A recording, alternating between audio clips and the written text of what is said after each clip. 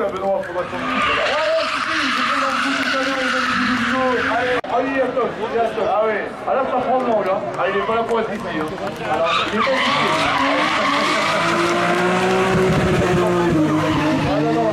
Non, je pense qu'il est un sponsor. Ah ouais.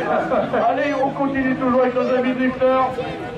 Et puis enfin, on va accueillir le président de ce drift Racing Normandie, le Sébastien Paris, qui nous fait le plaisir. Ah ouais, il est chaud, applaudissements, mesdames et messieurs. Je veux vous entendre. Allez, on le chauffe. Il est énervé, le président du team Racing Drive. Ouais, c'est bon ça. Allez, on les applaudit, les amis du drift. Merci, Sébastien. Et là vous en profitez, vous en prenez plein les yeux, les amis, je crois qu'au Bulco, là ça va être la folie aussi, hein, pas que les yeux. Ah oui, oui c'est ça, Bon ben voilà, un gros clin d'œil à la famille Lemoine, belle beau geste sportif de leur part. Solidarité, ouais, effectivement, pour la famille Lemoine qui n'a pas hésité à ouvrir Fabien Bonjour avait besoin de pièces italiennes. Là, je pense que c'est du caviar qui est ici. Je vous ai dit 15, c'est 17, pardon, excusez-moi, 17 millièmes d'écart. Ou pas à l'issue de cette première, en tout cas à l'issue de la montée précédente, le chrono de Jean-Jacques Morel, le Normand, le local de l'étape à l'instant, 1:11:815. On peut le comprendre parce que Francis Osière, du haut de, eh bien, son palmarès pas étoffé, et performant aussi rapide, bien sûr. Il y a c'est génial. Sur le podium, alors que Vincent Lagage passe à l'instant sous nos yeux encore un week-end pour Vincent Lagage et la Ferrari 430 à 68 ans, après eh bien, 30 ans d'arrêt en course automobile. C'est génial, hein, quand même, l'histoire que réalise Christian Fouet. Tout à fait, hein, c'est le frère de Henri Fouet, un personnage très très connu. Et donc c'est quoi Il y a à la fois l'Angleterre, l'Irlande et Gabon et Jersey. Et c'est vrai que le pilote et donc l'info, effectivement, c'est qu'on n'a pas eu encore la montée de Cartier. Oui, même trajectoire que Morane. Hein. Oui, tout à fait. Hein. Ils ont compris la recette. Ça a été relancé en 86, Eric Pichon en 1:12:944. Et c'est la course de côte de Saint-Jean-Pierre, un certain Chéri dans la Même sur cette voiture.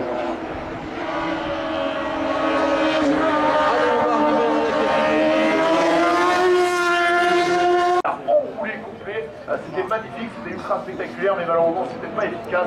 Voilà, vous voyez avec Olivier Le Poitier, on est il est en trajectoire, quasi parfait. Côté compétition, c'est commencé, et déjà, des chronos qui arrivent. Ouais, des chronos qui ne sont pas forcément meilleurs que ceux-ci. Avec qui est à l'arrivée en 42. Visiblement, on mène la figure à CBMW qui... La dernière fois qu'une pilote féminine s'était imposée dans un groupe, dans une course de côte du championnat de France de la montagne, et bien c'était l'année dernière, c'était Sarah Bernard avec la... Il sera rêve quand même, super. Et bien non, parce qu'il sera sur la route, il sera à Dunière, et de Dunière, il enquillera direct. Thierry Thiers, il est à l'arrivée en 13.67. Julien Dupont. Aussi bien analysé. C'est Bruno Beauvoir qui passe à l'instant sous nos yeux, alors que Romain Le Touvet est dans la montée justement, ils ont parti.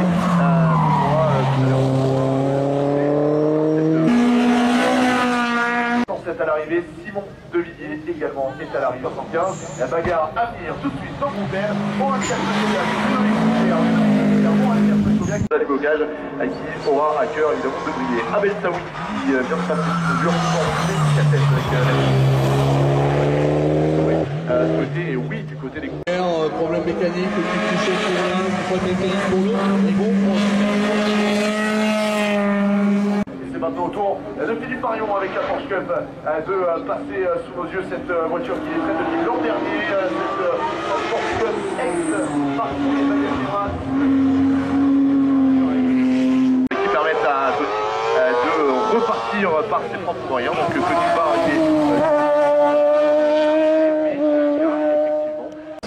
du classement général de ce groupe CN devant 15.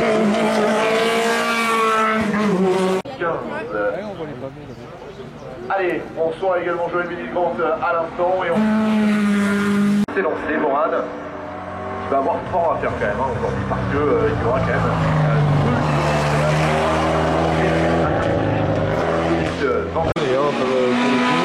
qui avait participé l'année dernière.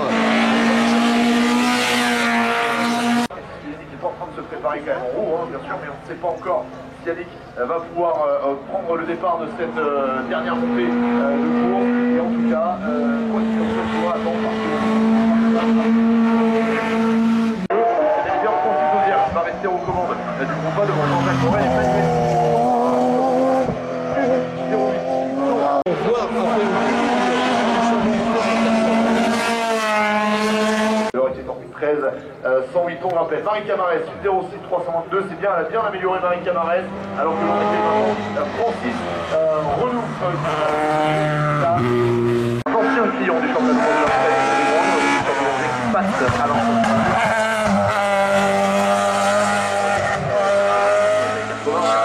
En tout cas, Ludovic Van Aert va passer, il sera le prochain.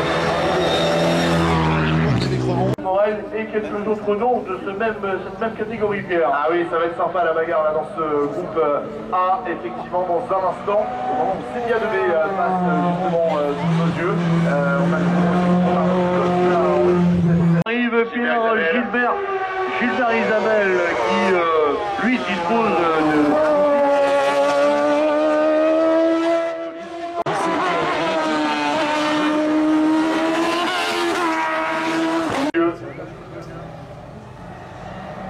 très fluide, hein, super coulé au niveau du pilotage. On n'a pas la sensation de vitesse.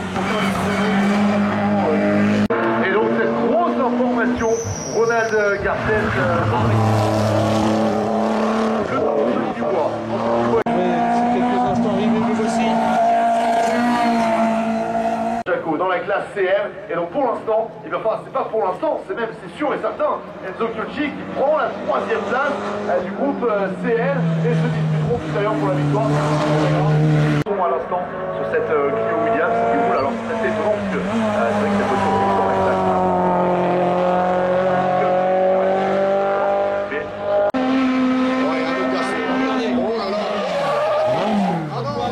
Oh la touchette, petite touchette très légère d'Antoine. Voilà, on va rentrer comme Ouais, tout va bien.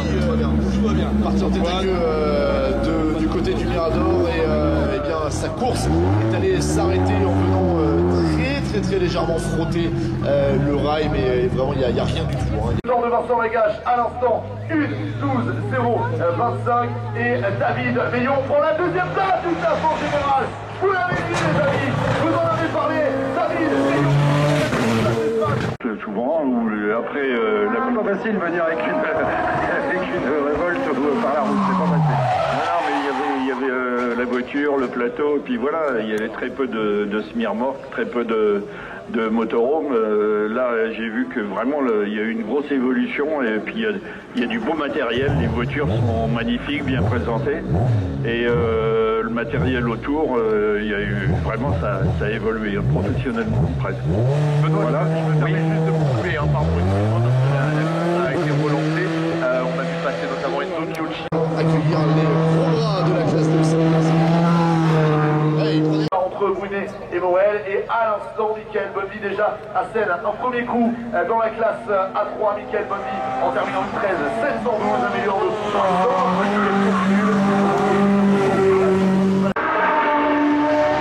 là, il est sur un très gros rythme. Ah oui, c'est très beaucoup plus tard qu'hier.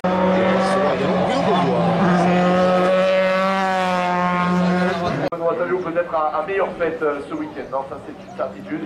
Mais la bonne nouvelle, c'est que Benoît Tavio va rester devant Michael. Oh là là, Benoît Tavio qui s'est mis, et qui nous a fait un petit peu peur là, Benoît Tavio.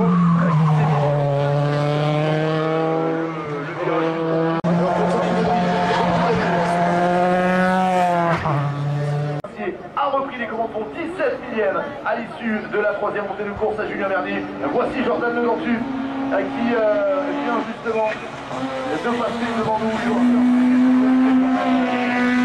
Dominier, donc pour les chronos du groupe L2000, c'est Julien Vernier forcément qui a signé le meilleur temps. Et de se lâcher. Jacques Kachenko lui aussi vient de passer. Oui Benoît, allez, oui, Benoît, on vous entend, on est à votre écoute. Oui, ça y est, c'est bon. Oui, je suis avec Yannick Poissignon, là, en l'occurrence, l'ADM numéro 102. Alors Yannick, c'est tout bal qu'on va souhaiter à Jean-Jacques Morel, même si bien sûr il faudra attendre le passage évidemment de la légende. Voilà, Francis qui lui 19 et avant de se plonger dans vraiment la toute fin de cette catégorie de position, Benoît. Avec cette assez atypique base Formule Renault, mais qui dispose d'une préparation moteur libre. C'est la réponse. Pour lancer le groupe N et on attend bien sûr maintenant le chrono de Julien Vernier. Il y aura peut-être un changement de moteur dans le groupe N2000. Stéphane Pécat est en 1:17 574 à l'arrivée. Le temps de Mohan Katmakoviak. Oh, elle a fait la bonne opération, Mohan. 1:13.008. C'est 1 seconde 323 de mieux pour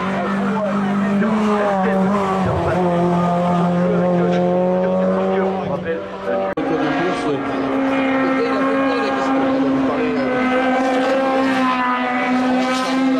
Cette fois, on est dans la seconde, on est dans le millième du record. Anthony Dubois qui passe à l'instant sous nos yeux. Ronald Garcès est à l'arrivée également en 1:06. C'est l'apothéose. Alors Pierre j'ai eu une petite conversation. 7-634, c'est pour l'instant. Tout est encore possible pour notre ami Julien Vernier. Rappelons que pour le moment, c'était Samuel Durati qui avait repris l'ascendant hier sur Comme je le disais en plaisantant, pour aller au travail, ils prennent cette course-là, enfin cette côte-là tous les jours. Donc ça, Moran qui vient de passer devant nous, bien sur un rythme très élevé. Avec la SA3, Timmy Rousseau. va arriver. Il est sous nos yeux, Benoît. On est toujours avec cette trajectoire et cette précision rythmée qu'on a pas sous nos yeux, on n'a pas Ronald Garcès, les amis. C'est Ronald Garcès. Et voilà, oui.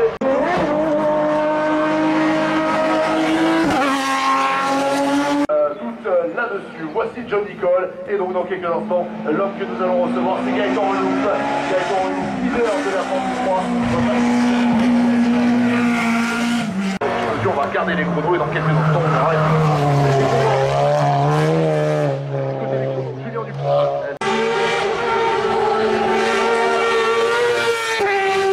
Tombe à l'instant 1:02.916 pour Benoît Tavio et donc ça va changer la donne dans le cadre du CE. Il a fait quand même si un autre garçon était allé c'était Gaëtan, je vous rappelle.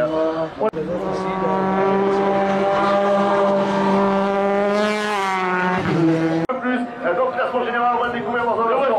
On que c'est vite.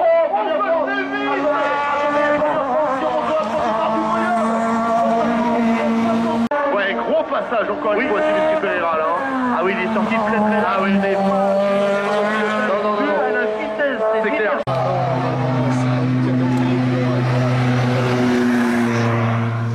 Pierre qui vient d'en arriver à l'instant avec un temps de 58 508.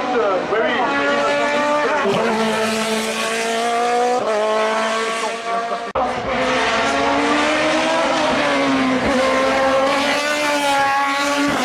La réponse tombe à l'instant. Fabien Ponchon, 58 408 au moment marqueur en face de nos yeux. Eh bien, Ouais, ça passe très extraordinaire.